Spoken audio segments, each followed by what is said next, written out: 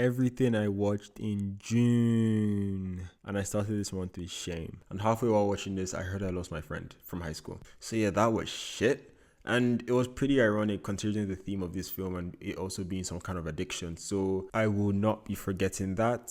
I don't even think I finished the movie because of that. And it was just a really terrible situation I was put to. Then I watched Shattered Glass a couple days later, and talk about letting something grow on you. I was about to quit this movie 20 minutes in, but I told myself, let me just take a quick break, then I'll come back to it. But the way this film tells this one side of the story, it could just be Hayden Christensen too. What's a performance? His gaslighting was even tricking me. No spoilers, but when this movie gets going, it's such an experience to see this guy's lies all just reveal itself. And the fact that it was told from the perspective of that twisted Hayden Christensen character, and you know he's the bad guy, but it pits the actual protagonist. I don't really say the protagonist, but it actually pits the actual good guy in the film as that bad guy. I just loved it. And I also watched a couple horror comedies, you could say, with 2 releasing this year, starting with Abigail. Maybe it's just because of the 2 minutes of Giancarlo Esposito that we see in this, but I loved it. Shout out the late Angus Cloud too, amazing in this.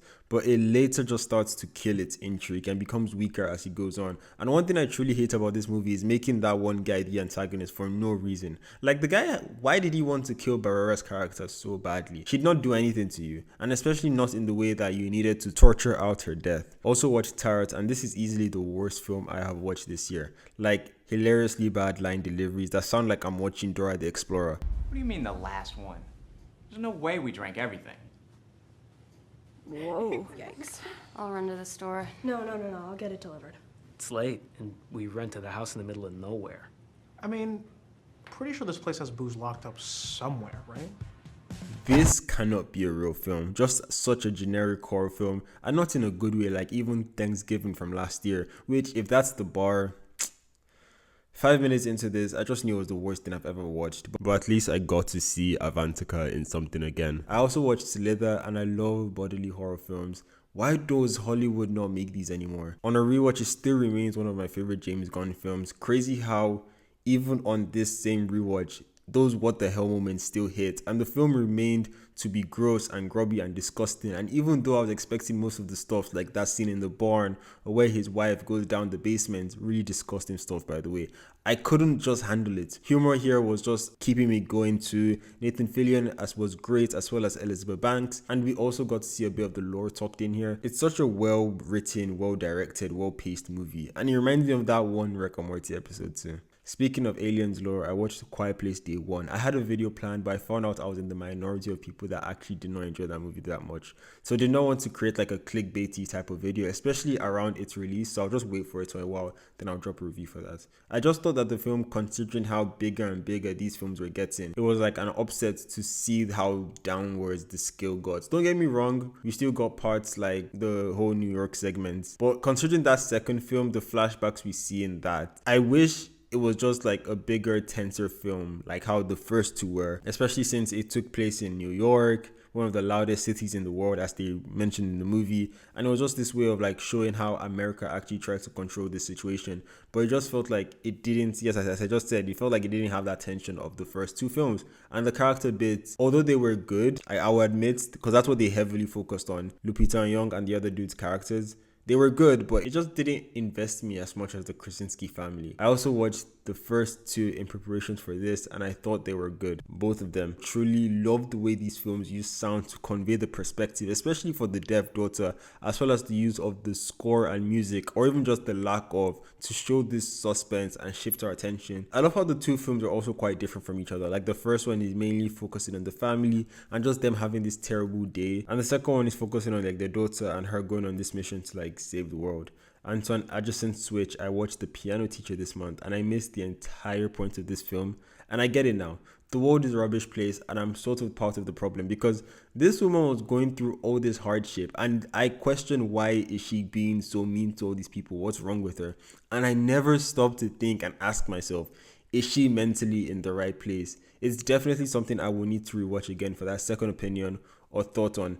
But damn, after I deeped all of that, this is a really good movie. And from one movie about forbidden love to the next, I also watched Jungle Fever. And as much as I wanted to love this movie, I just couldn't. It started off strong, okay? It started off really strong, but it started to move pretty quickly, just so I'd go pum pum pum and speed through the entire opening segment. And I think Spike Lee just cannot do romance movies, or at least at this point of his life, he couldn't really direct a romance film. And considering that this was a movie that based heavily on that, it just destroys it. And even the political and social economic themes that Spike Lee loves to put in his films just falls short here. And for something that was trying to like show this side of Jungle Fever and exploring this sort of relationship like a guest who's coming for dinner, it just fails, especially because a huge part of the movie doesn't even focus on that. It sidelines that story for Samuel L. Jackson's B parts, which just doesn't make sense or doesn't add anything to the whole film. It's just a mess. Then I watched another Spike Lee joint, and that was Do the Right Thing, mainly because I saw that video of Giancarlo Esposito recreating it. Almost knocked me down, but you stepped on my brand new white Air Jordans that I just bought, and that's all you can say is, my bad, excuse me.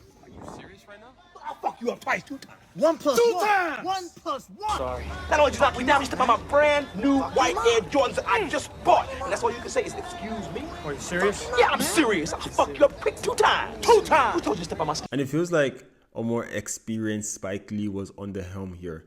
And it shows to convey this relationship with these Italians and in the black community and their condition of being there, and explores the true socio-economic reason behind it. But to keep myself from being political, it was a fun, comical band of colorful characters which just zip you through this provocative day, like this really hot provocative day, that is unfortunately a timeless movie as it stands right now. Also watched Pursuit of Happyness, and this film is so sweet. I do believe it overstays its welcome at times, and it gets really repetitive with its story. It's not perfect, but I don't care. Jaden at that age was so cute, and that pairing with his dad was awesome. Dodie Newton, I know you weren't happy, but you could have at least visited them and said hi.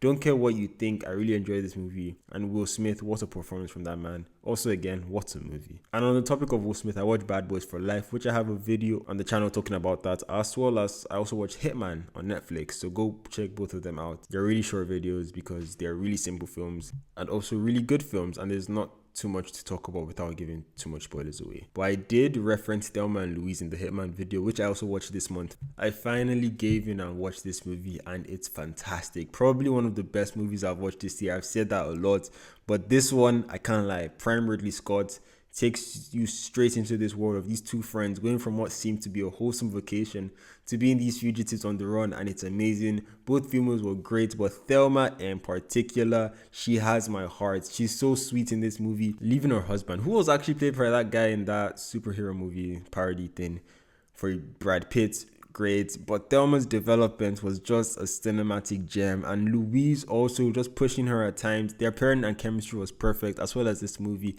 If you have not watched this film ever, just go watch it. And from one duo to another, I also watched The Nice Guys, and I will complain and say the plot and the whole story of this movie was a mixed bag for me.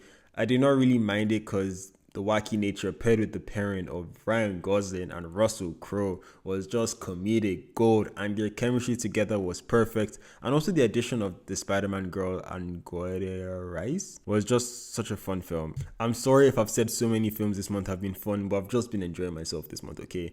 Allow it. And Amelia, you're stupid. Such a dumb character. Almost everyone here is stupid, but you in particular, why leave the people that are trying to keep you safe and keep running away from them to people that are probably trying to kill you? And on Ryan Gosling, I watched Lars and The Real Girl, and there is something about Ryan, man. He has this particular knack, this aura, especially when it comes to roles like this awkward silence, and it's crazy because he also does stuff like The Nice Guys and Barbie really well, where he's this talkative and comedic guy. But Lars is such a heartfelt film about the growth of this dude that is this introverted guy and has this trauma and just loves this control over his life and the solidarity that he creates, this fake girlfriend and this whole town just moving along with it. It's so warming, and it's so, I know I'm going to say it again, it's so fun. And it was a bit predictable and stale towards the end, but I just love seeing him come out of his shell and, you know, live his life. I also watched Her. Not Her, but like the movie with Joaquin Phoenix about a dude dating a fake girl, but this time it's AI. And truly, I do not remember much about this movie, I'll keep it a buck with you. But I did like Scarlett Johansson's voice. I think it added to the tension between the characters. Maybe it's just her having a good voice, I don't know. But out of the two movies, I preferred Lars by a long shot. They are not the same film, quite different, but this just felt but Lars just felt a bit more interesting compared to this. This, on the other hand, just felt a bit flat after a while. I felt like it was overstaying its welcome. It was just dragging on for too long. And staying in not a far future, I watched I, Robot with Will Smith. And when I was younger, I always hated this movie. I think it was mainly because of Sonny. Because I sort of remembered him to be the bad guy, but I don't think I ever finished the movie when I was younger because he was predictably not going to be that. But this film is dumb, and what kind of plan is Ewan Roy trying to do? Like, let me get your ideology here. You're gonna kill yourself and hope that this guy's vendetta with robots would make him blame the robots so that you can kill the robots you were trying to kill. What was he thinking? Like, his plan could have just become a whole Matrix situation, or maybe even worse. And into a dystopian future now, I watched Children of Men, and this movie was incredible. From the start, when the bloke was getting his coffee and just avoided death, to the imagery at the end. I'm the biggest dum-dum when it comes to political themes in movies, but this was such an excellent way to convey something like a Brexit type thing and just transport that message across without also not blowing it into my face. Although I wouldn't say it was like subtle with its approach, but I feel like it was that perfect balance. Not much I can say or do to describe this film, especially with this short format. It will not just do this film justice, but its message and imagery to send it across. It's legitimately cinema. And speaking of political films, I watched Killing Them Softly. And this is what I mean when I say I really do not get it, especially considering how tightly tied this movie was to the American society, especially for its timepiece. It just everything went over my head. Watched it mainly because of Tony Soprano too and was disappointed by his role. But I did enjoy American Gangster. Second time watching this and it was better than I remember. I know the kind of gangster or illegal crime growth movies, we've seen these type of movies before many times, but at least this time we see it from an African American lens. I know you can watch like The Harlem, that even came out after this, so basically this was one of the first of its kind. And also the main point of this story was not even to catch the gangster, but to catch like the corrupt cops. And the little screen on time we get of Josh Brolin, I love him. I like that he's present and the rivalry with him, with the two leads in fact. It was so enjoyable. Also the whole relationship between Frank and his family and how they were his biggest asset, and at the end of the day they were also like his biggest liability. Also in the gang whatever genre, I watched the Bikeriders this month, and I don't know if I should be happy or upset the fact that it's already coming to streaming like next week. I really wanted to rewatch it because I enjoyed it, but I didn't drop a review because I feel like I needed that second experience to fully take it in. But I understand as a slow burn, it's not for everybody. But I thought the performances were great. Jodie Comer was my personal standout, especially considering I did not think she would have such a major role, but I truly enjoyed it, and I promise a video will be out as soon as I watch this movie. Also watched The Usual Suspects this month, and I was vastly disappointed because of the hype this film gets and its twist. When I saw that, I was like, this is it? No spoilers, but like this is overrated in my opinion. It was a drag to watch, at least for me, and probably inspired movies that did it way better, but which is also a good thing. But as I mentioned, the whole twist was such a letdown and just ruined the entire movie for me. Although I will not come here and claim I expected it, but I just knew something was fishy, but not to that reasoning. Good performances here and there, but the real shocker for me was finding out that Mission Impossible director Christopher McQuarrie wrote this movie. Logan Lucky, on the other hand, was such a fun film. Another fun film I've watched this month. I've watched so many. Steven Soderbergh and heist movies. Can we never stop? Seeing like the poster for it, I thought that this was going to be like a action film or maybe a crime drama. Yeah, it is technically a crime drama, but I thought it was like an action movie, you know? Like with the redneck mafia or something. But the way it was all set up, just that Soderbergh magic. And with such a random alignment of cast members, like we get James Bond, Huey, and Ted, they're all in this movie, and that's just the surface. And the whole, can I say, twist at the end with everyone just being happy, the criminals, the victims, and even the town with the robbery. Such a wholesome film, if I'm being honest. And another wholesome film taking place in a small town that I watched this month was The Fighter. And if David O. Russell wasn't David O. Russell, he would have been like top 10 of my favorite directors of all time, because this guy's run in the 2010s was crazy. Probably one of my favorite Mark Wahlberg roles as well. And Kristen Bell, I mean, he cooks every time. Those tense family interactions with everyone arguing and the heat just going up, just well done. And the ability for this guy to make me clench my bums every time in those scenes, pretty hard to beat what this guy does, and it's a shame he is who he is. Taking a trip overseas, and I watched Back to Black this month. And as someone that has never known who this woman is, Amy Winehouse, or has never even I didn't even know the timepiece she was when she existed. The entire thing was throwing me off, and I thought this film was alright. Directed by Sam Taylor Johnson, yes, his wife. This was just okay, and I don't want to shit on the life of Amy Winehouse, but I won't say she had the most exciting life, or maybe the film just downplayed most of the events in her life. And as most biopics of superstars, it focused mainly on her addiction or the negative sides of her life than the positive things she did and the relationships with people that she had around her. I'm not sure how to rate this because I don't really know how faithful it was to her and her story, but I wasn't left with anything positive, neither was I left with anything super disappointed or negative about. I also watched the Despicable Me films this month. I have a video on that, and another thing I have a video on was my DCAMU video, and I'm also watching the Tomorrowverse films, so I'm gonna have another video on that, so stay tuned. But then I watched Sausage Party, and also a film I watched ahead of its Prime TV show, and it was better than I remember, and I believe better than people make it to be. I know it's the most crazy piece of animation that you can possibly watch, especially with that final segment, but it was just dumb, and yes, you guessed it, it was fun.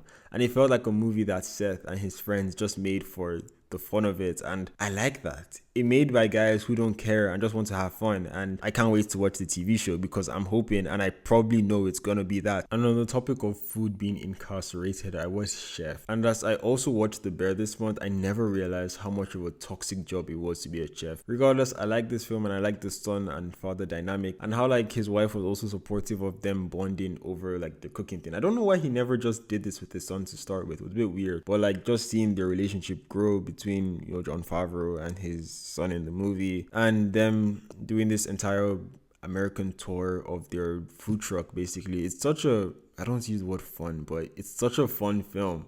And it was super funny too. Jon Favreau, as I mentioned, starred in it and also directed it too, so you know it's a banger. Then I watched The Lobster, and this was a film I wanted to enjoy because I like the poor things and I wanted to explore more of this director's filmography. And I hated this movie because it's so boring, it's so slow, and it's awfully quiet. The movie as a whole was such an excruciating experience. I do think the ending was somewhat worth it because after all that pain, I was satisfied by that conclusion, I will not lie.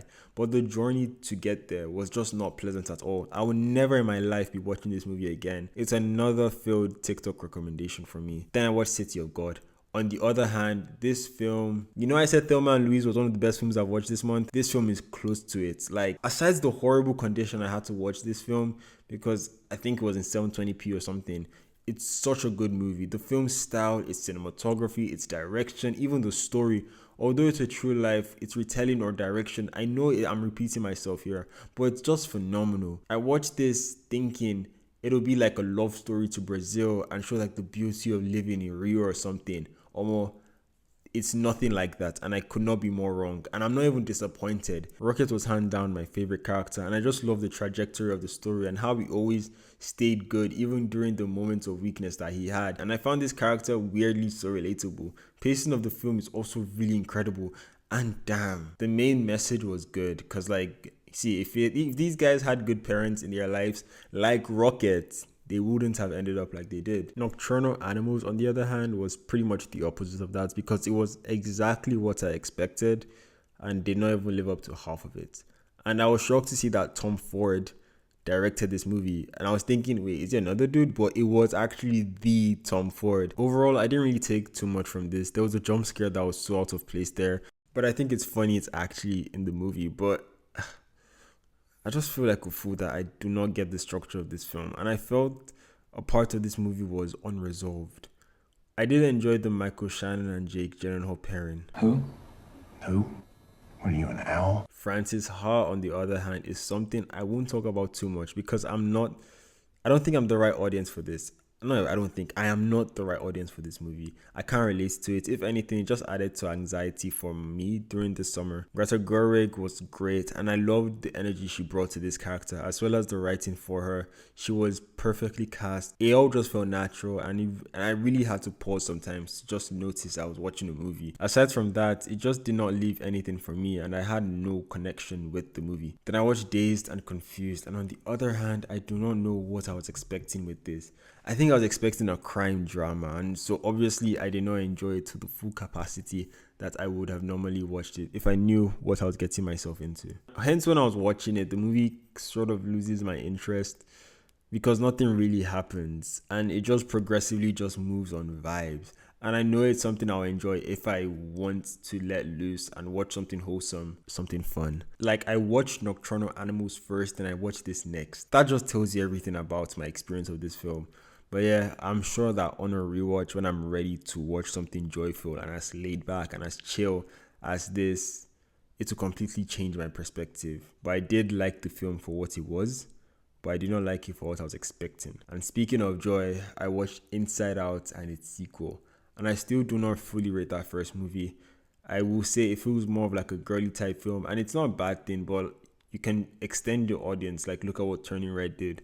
But the second film, on the other hand, I will hopefully drop a review for it separately. I enjoyed it, and I really loved the rivalry between the two bands of emotions. And the film also had some sick, funny cameos. Personally, the second one was superior to the first one. And then for TV, I watched The Bear and The Boys. And to keep this video short, I promise on everything, I will drop a separate review for both of them. The Boys started slow, but now it's on track. And as for The Bear, I haven't watched season 3 yet, but I'm still on season 2, and season 2 was a drop off of season 1 in my opinion. I said what I said. That wraps it up for this month. Thank you for watching. Have a wonderful July. Peace.